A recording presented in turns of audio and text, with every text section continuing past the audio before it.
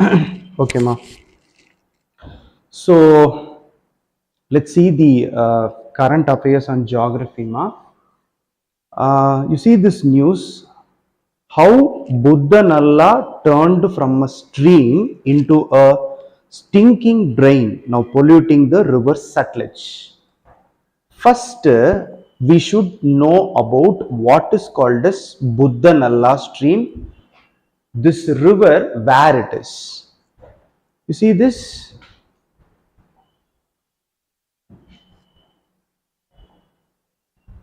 You see this Buddhanalla, which is originating, that's in Punjab. It's in the village that is called as Kalan of Ludhiana district, and running a 47 kilometer in some places, that is Valipur Kalan, where it merged with the river Sutlej. You see this? Actually, this is the river Sutlej. Yes, this is the river Sutlej, which comes from Himachal Pradesh and it enter into Punjab. Then it goes to Pakistan and joins with Indus. This is the tributary of Indus. And you see here, there a river that is called as Buddhanalla, which is over on here. This is Buddhanalla river. So actually this Buddhanalla, which runs parallel to the Sutlej river in the state, in the district of Ludhiana, that's in Punjab, then it merged with the Sutlej. You see, they both running parallel with each other. Now,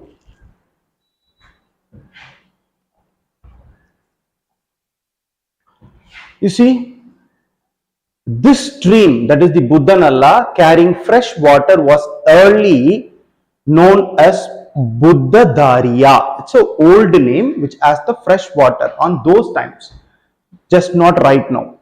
So water from the Sutlej river enter the Abor branch of Sirhind canal. It's a canal which should be there. Then it reaches southwest Punjab, including the Fazilka district.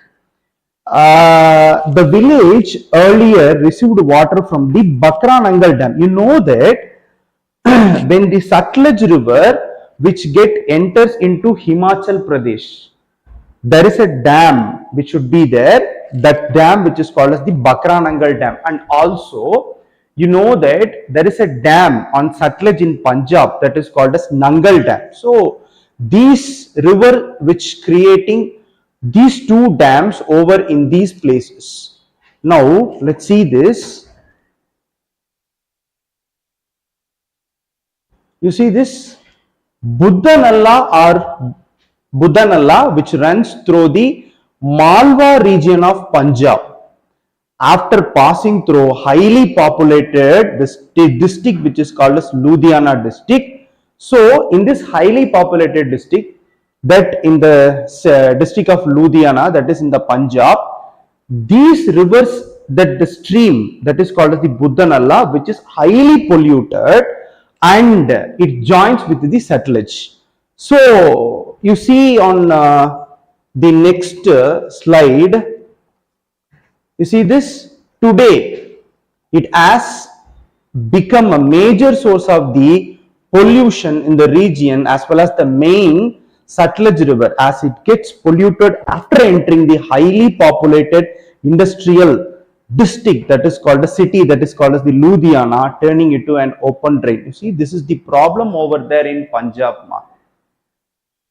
Though we should know that Sutlej, which has one more tributary that is called as Bias, but this Buddhanalla, which is also one of the tributary of Sutlej, and this Buddhanalla, which runs parallel with the Sutlej in the city, that is in the district of Ludhiana in Punjab. So it got to be highly polluted over there in that state of Punjab.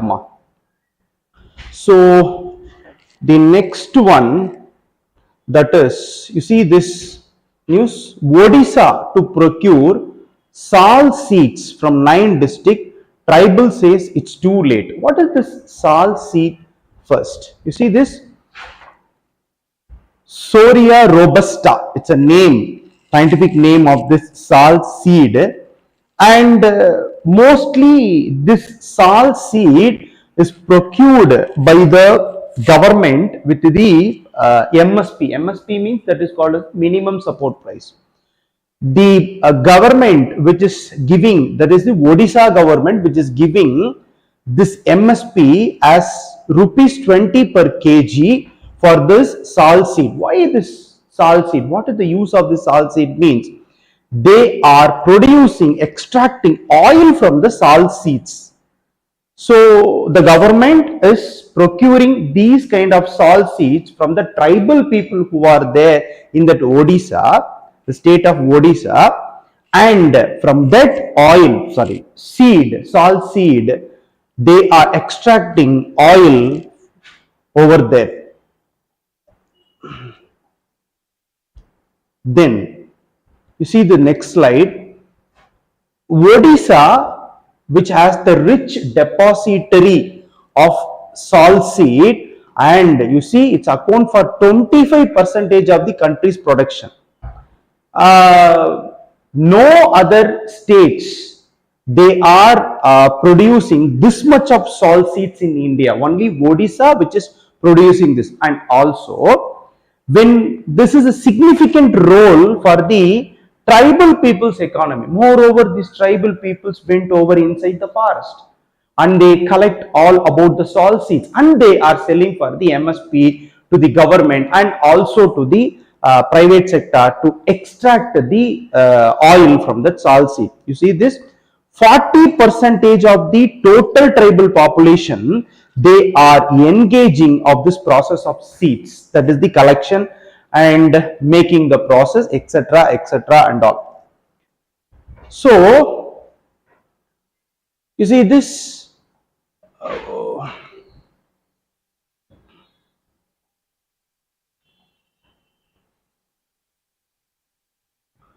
so you see the other major salt seeds producing states which are Bihar, Chhattisgarh, Madhya Pradesh, Jharkhand and also Odisha. So Odisha is the major producing of this salt seed when I am comparing to all the states Bihar, Chhattisgarh, Madhya Pradesh and Jharkhand.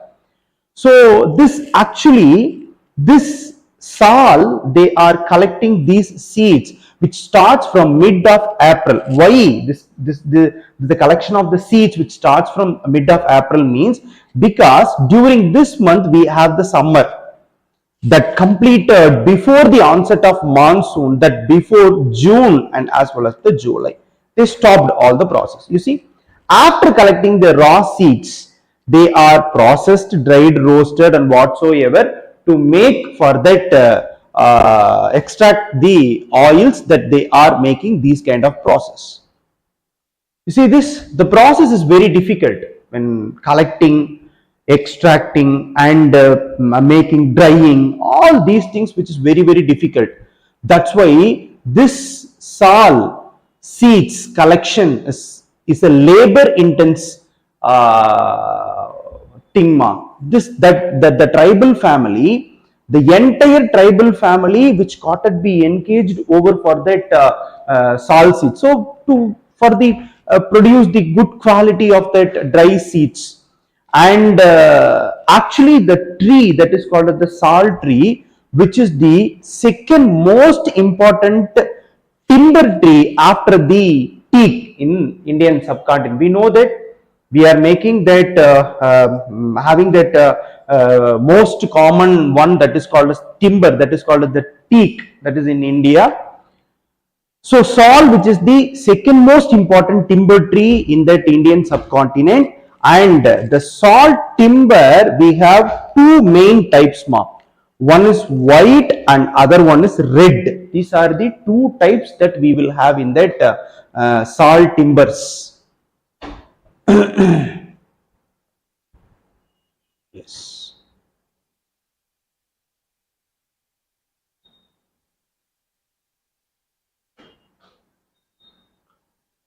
Okay.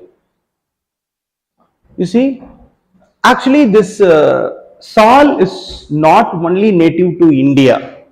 It is the native of India, Bangladesh, Nepal, Tibet, and across the Himalayan region. All over this region, we will have this sal tree. And you see that this tree is mostly tall in nature. That is 40 meter, that is 130 feet. It is tall in nature, and it has a very long leaves that it brought up to 10 to 25 centimeter mark. So obviously, if we are seeing these kind of trees, that the sal, which is a evergreen tree in the wetter area, and in the drier area, it is the dry seasonal deciduous trees. You see this? When you are going to this Himalayan regions, there you will have the evergreen, some evergreen forest over there in these places, and also in Bangladesh, Nepal and all. When the sal tree which is growing over there in that wetter area, it will become the evergreen tree. But in India, it is a deciduous tree. It's a, because India we have the deciduous forest. That's why the sal in India, that is a deciduous trees. That deciduous tree means the trees shed their leaves in a season that is called as the autumn season, right, Amma? So the sal is a deciduous tree in India. Now see this, the sal tree is known as Sakwa in North India. That when we are visiting the states of Madhya Pradesh, Odisha and Jharkhand, the sal tree which is called as Sakwa, and this sal tree is a state tree in two Indian states. What are the states mean? Chhattisgarh and Jharkhand. These are the two states that the sal tree is the state tree in these two states. And also, if you see on where these sal tree which are growing mean Chhattisgarh, Assam, West Bengal, Odisha and Jharkhand, Haryana, then east of Yamuna, this especially in the eastern Ghats and also in Vindhya and Satpura range, that's in central India. So these are the places we will find more number of sal tree. That if I am drawing this India map, sal tree is supposed to be on here. There is no sal tree in South India. South India we don't have that much of sal tree, but a teak is there, neem is there, but sal which is not there in South India, it's confined to these kind of states, Chhattisgarh, Jharkhand, Odisha and also Madhya Pradesh, Vindhya, Satpura ranges, then Himalayan ranges, that there we will have these kind of sal tree. Next, you see this sal tree ma. See, I told you the leaves are too long, right? 15 to 20 centimeter which is there, and it is 40 feet height. You see, if a sal tree which is over there in a forest, that tree is the dominant tree in that forest.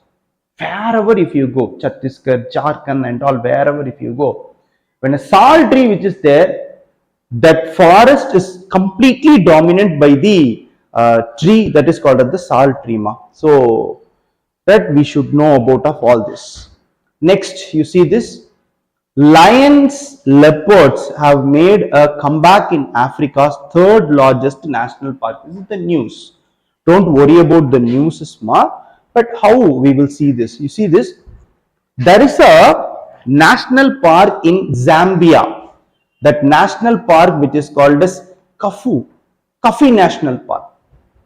So actually this national park, which is the Zambia's largest and oldest national park, and also 152 different species of mammals you can see over there in this national park. And also one more thing, in Zambia there is a river which is called as Kafi River. In this river, we will find this Kafi National Park, and this is the largest and oldest national park that in Zambia. So now let's see this, whatever the things which we can go with this national park means. There is a safari, African safari, which is there in that national park, that is the called as game drive. Next, if you see this, there is a it's a bird watcher's paradise. That much of birds which is over there in this Zambia Kafi National Park. Kafi National Park. Then we will have a canoeing. This, I told you that in that Kafi National Park we will have that river that is called as Kafi River. In that Kafi River only Zambia we have that Kafi National Park. So that's canoeing which there in that Kafi National Park, and also we can see lot of crocodiles, hippos, elephants which over there. This is a very beautiful site visiting in that Africa. So they might have UPSC might have asked you some these kind of questions. Where is Kafi River and where is this Kafi National Park? It's in Zambia whatsoever, so you should know about it. Then the next one, which is third, unusual western disturbance in May could be indicative of changing the climate. When we are reading these kind of newses, first we should know what is called as western disturbance. You see here, actually this western disturbance is just like a storm. It comes from the Mediterranean Sea. You see this, from the cooler part, and it moves and it comes and it hits the state of Punjab, Haryana, Uttar Pradesh and all. This is called the western disturbance. It may lead rainfall. It destroys the crops over there in that state of Uttar Pradesh, Punjab, Haryana. Not exactly to all over the Uttar Pradesh. Only western side of Uttar Pradesh, Punjab and Haryana, we will have the impact of this western disturbance. This is just like a storm. It is just like a storm. It is just like a cyclone. It's just like a cyclone. That's a storm. So it is comes from the Mediterranean Sea, not over in all the regions. It comes from the Mediterranean Sea. You see this news,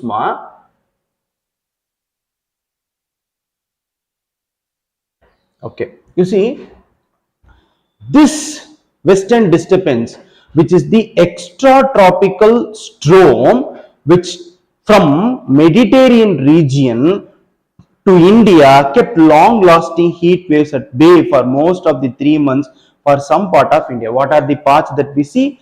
Punjab, Haryana and western Uttar Pradesh. So these are the parts mostly affected by the western disturbance. You see, it might have caused a heavy rainfall. I told you, no, even though it might cause hailstorm in many of the regions over there and destroy crops. So this is the major problem for the farmers over there in that Punjab, Haryana and western Uttar Pradesh of all these parts. So you see this, the heavy rain and hailstorm are significant as western disturbance are spare and weaker in warmer months. They usually peak in the winter month. Why? Because during the winter season, we have more number of western disturbance. Summer season, normally we have it. But when the winter season comes, now when I'm drawing this diagram, that is the world map. If you see this, during the month of December and all, sun will be on here, that is in Tropic of Tropic of Capricorn, which are very close to Australia. So the trade winds which got to be shifted down, that's why we have more number of western disturbance during the winter time. But what happened during the summer time? When summer comes, the sun, June month, the sun will be on here, which is in Tropic of Cancer. So all the trade winds which got to be shifted over. So this Mediterranean Sea western disturbance which not able to reach India, that is the major problem over on here. It won't see. That's why it is in the weaker in the warmer month and usually peak in the winter because of the sun's position. So this trend of decreasing activity of westerly disturbance during winter month and their increasing activity in the summer month is a possible result of human induced climate change. Actually, because of these kind of climate changes, even though in the period of summer, that is in the June month, we are getting more number of western disturbance. Usually if we have some 2 to 3 western disturbance in the month of summer, but right now we are getting 7 to 8. So that is the major problem. Why this kind of problems has occurred me? That is because of human induced of this climatic changes. The climatic changes will have a lot of problems over there in these kind of western disturbance and also the cyclones and also the monsoon and all. Now let's see this. So it could indicate changing character of the typical weather condition during these kind of seasons. Yes, definitely it will change it. So heavy rain and hailstorm in May were due to the 6 western disturbance. You see this? May means it is the summer month. So during this time, if we have a 6 western disturbance and may interact with the monsoon weather system, obviously when the western disturbance which is there in that North India still, what it will happen mean, it will have a very low temperature with a high pressure, right? Now what is the need means, the southwest monsoon when it reach over to India, that is the state of Kerala, and it reach over all over India, it need a low pressure over there in that North India. But obviously because of these kind of westerly disturbance, heavy rain and hailstorm which might be possible over there, what happened, this monsoon cannot go through up to this North India. That is the major problem on this western disturbance. And surprisingly, you see this, I told you high number over there in the month of summer month, because when June comes, it is the summer, but in the June we will have southwest monsoon. It interact with that monsoon and all. So we have some delay of southwest monsoon over there in North India and all. April and March also saw 3 and 7 western disturbance according to the. So something should be there, western disturbance on here. You see, normally there are 2 to 3 western disturbance during the month of May. May means that is the summer month. We will have 2 to, but right now what happened? 7 to 8 westerly disturbance which is there. Their frequency decreases sharply between June and September when the subtropical westerly jets migrate northward. I told you that when June comes, what happened? The sun reach over this Tropic of Cancer.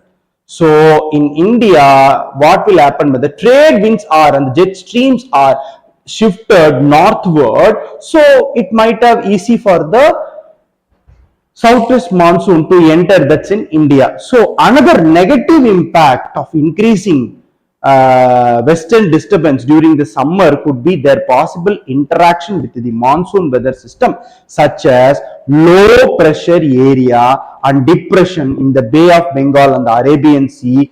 This system causes rainfall in southern and central India during the monsoon season. Look at here. So this western disturbance, we will have a negative impact. What does that impact mean? Up to southern and central India, we have the rainfall. But if a western disturbance which is over there in Punjab, Haryana, up to the western Uttar Pradesh, in the North India never ever gets the rainfall. So this is the problem, that we need a very low pressure area in that place, but because of this westerly disturbance, that find high pressure area over there. So there is a problem in that westerly disturbance. So this western disturbance is the name of the extratropical zone that developed in the Mediterranean and provides abrupt winter rain to the northwest region of the Indian subcontinent. It is a non-monsoonal precipitation, and the westerlies are what make it happen. It is not a monsoon precipitation, it's a non-monsoonal precipitation. Now let's see this. The Mediterranean region is where upheavals in the west begin. A high pressure system consolidate over Ukraine. High pressure means though they will have a low temperature, and the surrounding area causes cold air from the polar region to move towards an area of somewhat warmer air with significance the moist. You see this, whenever high temperature is there, you will have a low pressure. So this westerlies which comes from low temperature area to high temperature area. So this is the thing you should know about of all these things. And let's see this. This is the state. What are the state which is completely affected by the western disturbance in the winter rain? Means Punjab, we have the winter rain. Haryana, we have the winter rain, and western Uttar Pradesh, that we will have that winter rain. So, okay, you see this news. Okay, you see this news. Rajasthan pre-monsoon rainfall was 3 times more than average this year. Rajasthan will find that rainfall, pre-monsoonal rainfall, but we know that already studied something which is called as Lu and all in Delhi, and nor'wester, which is the rainfall that we will have in West Bengal.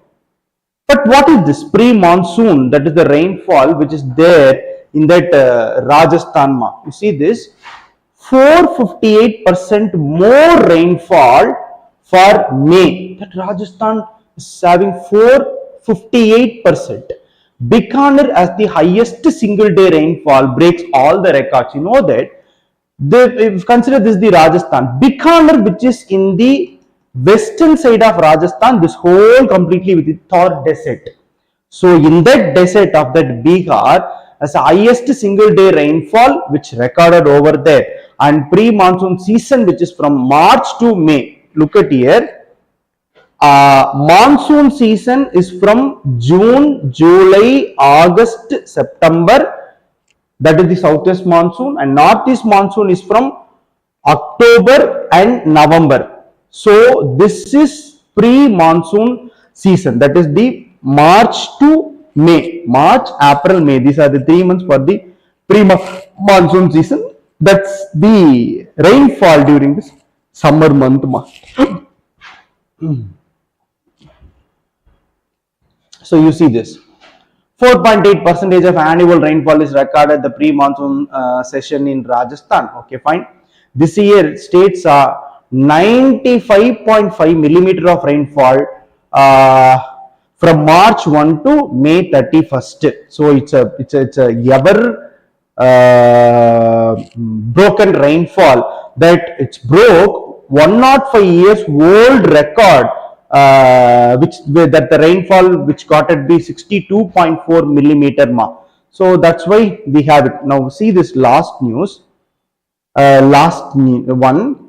With the desert area in the western part of the state receiving the maximum rainfall on this year, that is in the pre-monsoonal season. Look at here.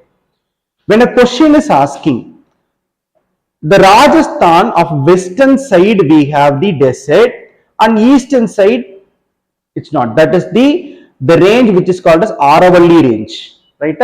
So western side of Rajasthan is desert, and this eastern side of Rajasthan is not a desert. If a question is asking, in this year, which side of Rajasthan will get more heavy rainfall, means we are thinking that, oh, western side we have the Thar desert, so there definitely we don't have the rainfall. But on this year, what happened means, the state receives the maximum rainfall in the western part of Rajasthan, not in the eastern part of Rajasthan. So this you should be very clear. on this current affairs, ma.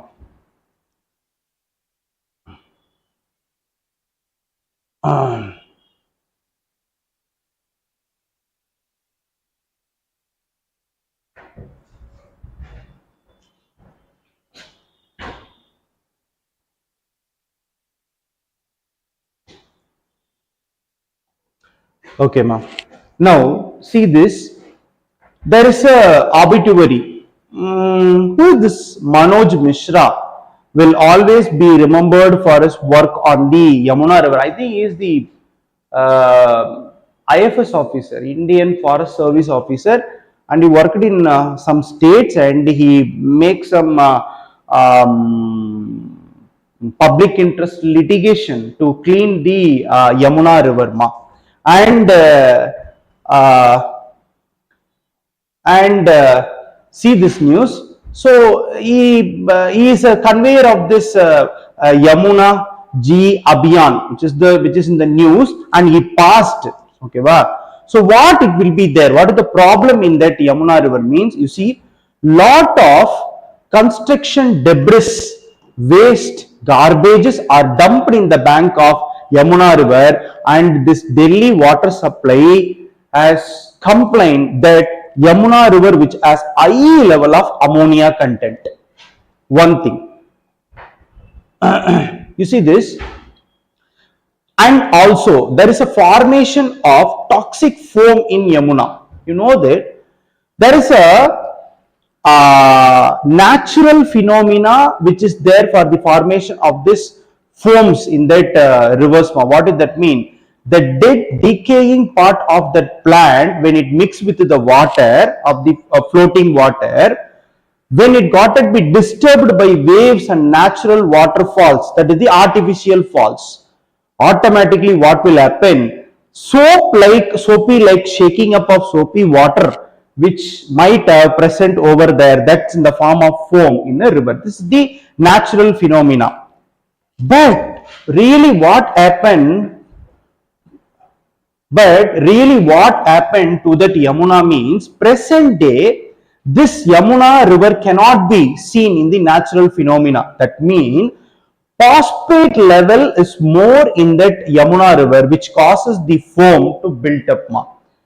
What is this phosphate? How the phosphates are in that Yamuna river mean? This is the ingredient mainly used in the detergent. When Yamuna river comes over to this Delhi, the Delhi sewages contain that much of detergent from the household and as well as the industry. So this is the major problem that's in that Yamuna river, ma. And you should know this one also. The Yamuna is the tributary of Ganga, but that Yamuna itself, it has some tributary: Chambal, Sindh, Betwa, Ken. These are the important tributaries of Yamuna. Okay, thank you, ma. We will see you on the next class. Bye.